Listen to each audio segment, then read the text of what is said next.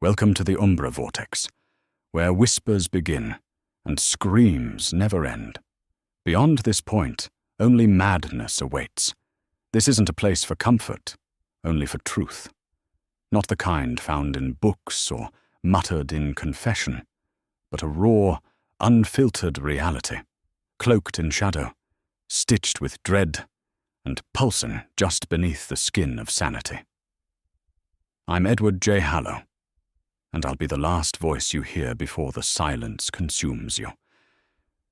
Tonight, you'll encounter a tale of wishes, and the terrible price they demand. A story where fate is not a friend, but a silent, unforgiving force. 3 wishes, granted with a twist, and no one escapes unscathed. This is the story of the monkey's paw, where desire and regret walk hand in hand. There's a cursed relic that lurks in the dark corners of old homes, its history twisted, its origins whispered, and its power a dangerous secret. A hand, cold and lifeless, with fingers that seem to twitch in the shadows. Some say it grants wishes, but at a cost, a terrible cost. The White family had no idea of the peril they were inviting when they moved into the remote cottage by the lake. It was an old place, forgotten by time, and the air always felt thick there, as if it carried the weight of something that should have stayed buried. Mr. White, eager to make his new home comfortable, found the monkey's paw in the attic, half hidden in a rusted chest beneath dusty blankets.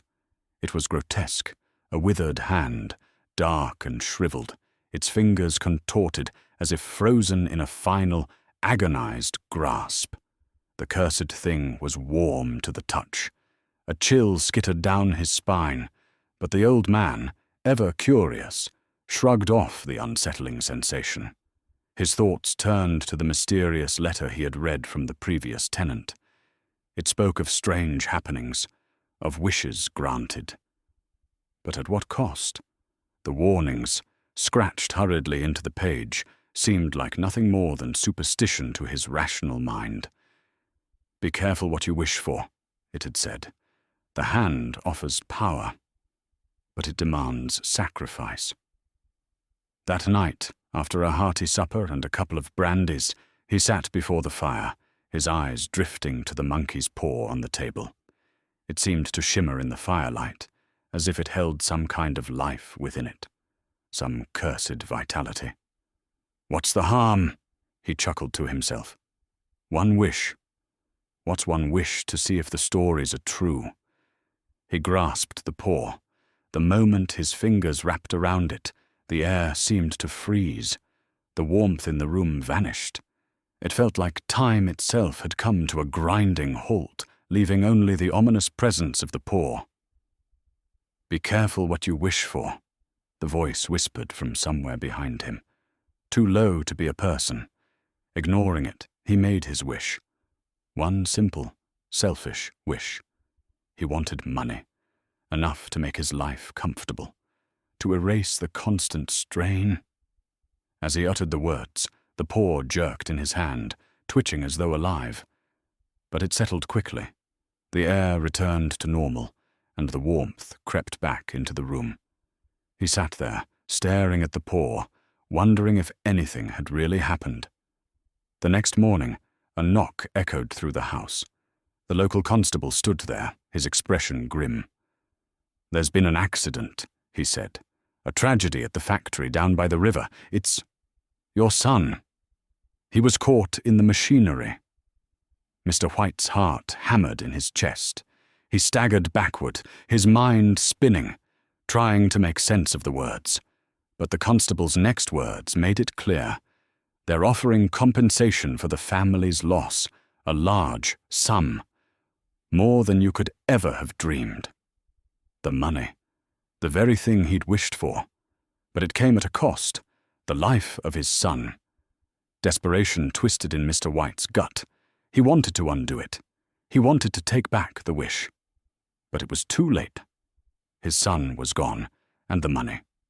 The money was in his hands. His wife, grieving and broken, took to her bed. But the pain was not enough to drown out the thoughts gnawing at Mr. White's mind. He couldn't let his son go. Not like this. That night, he returned to the paw.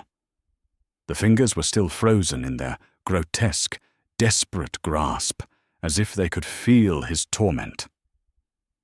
The whispers returned, faint and sinister, like someone was trying to speak from beneath the earth. He made his second wish, his voice shaking as he demanded that his son be returned to him. He didn't care what it took, didn't care what it cost. He needed his son back. He wanted him alive, breathing in his arms once more. As soon as the words left his lips, the paw twitched violently, shaking in his hand like a heart pounding in fear.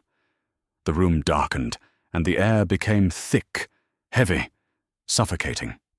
A faint smell, like decay, filled the room, and the whispers grew louder. The night slowly gave way to dawn, pale light bleeding into the edges of the sky. Just as the quiet of morning began to settle, a knock shattered the stillness, echoing through the house like a warning. Mrs. White surged toward the door, her grief momentarily overtaken by a wild flicker of hope. Her eyes gleamed with a feverish intensity, too bright, too desperate, and her trembling fingers clawed at the lock as if salvation waited just beyond the wood. The chain rattled as she struggled with it, breath ragged, heart pounding. Outside, the knock came again, deliberate and slow, impossibly heavy, each thud final, as though death itself stood waiting. "He's there," she cried, her voice cracking under the weight of longing. "I knew he'd come back. I knew it." She fumbled with the bolt, eyes wide, wet with tears, caught between joy and madness. Mr. White, however, remained frozen in place. The monkey's paw, now damp and slick in his trembling grip, pulsed with a dreadful energy. The air around him felt thick, pressing in like invisible walls, and something about the atmosphere shifted. Something primal and wrong, like the house itself was listening, holding its breath. Another knock rang out, closer this time, louder. The windows shuddered in their frames. The floorboards creaked beneath invisible weight. The sound seemed to crawl into the very bones of the house, deep and resonant like a drumbeat from the grave. Mrs. White sobbed aloud and reached for the final lock, her hands frantic. But before she could turn it, Mr. White broke from his trance, stumbling forward with a cry. "Stop!" he gasped, voice hoarse with dread. "Don't open it!" She turned to him, her face a mask of sorrow and pleading. "It's our son," she insisted, her words laced with frantic hope. But he only shook his head slowly, his voice reduced to a whisper. "It's not." Outside, the wind rose in a sudden gust, rattling the windows and moaning through the cracks. The doorframe groaned as if under pressure, and then, just beyond the threshold, there came the sound of something dragging across the ground. A scrape, a shuffle, the subtle shifting of weight. Not quite human, not entirely dead. Without hesitation, Mr. White lifted the monkey's paw, his hands unsteady, his breath shallow and fast. His voice cracked beneath the strain as he uttered the words, each one torn from his throat. "I wish my son dead again. I wish him gone." A silence fell so complete and sudden, it felt as though the world itself had stopped. The wind vanished. The scraping ceased. Even the oppressive air seemed to lift. The house stood utterly still, suspended in a breathless void. Mrs. White wrenched open the door and was met only by emptiness. The night lay quiet and dark beyond the threshold. The gate hung ajar. The path was bare. No figure waited, no shadow loomed. Not a single footprint marked the soil outside. Her hands dropped to her sides, as she stared into the void, lips trembling, her expression hollow, not with sorrow or rage, but with a stunned, consuming emptiness. Something had been there, something close, and it had heard the wish. Behind her, the monkey's paw slipped from Mr. White's fingers and fell to the floor with a soft, final thud. Somewhere in the heart of the house, the walls seemed to exhale, as if something old and malevolent had just passed by and left. And then, nothing. Only silence, cold, deep, and far too still to be trusted.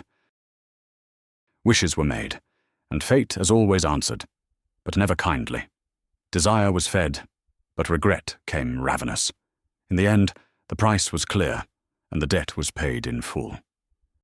This was the monkey's paw, a warning that some doors, once opened, do not close. They linger. I'm Edward J. Hallow, and if you're still listening, be careful what you wish for.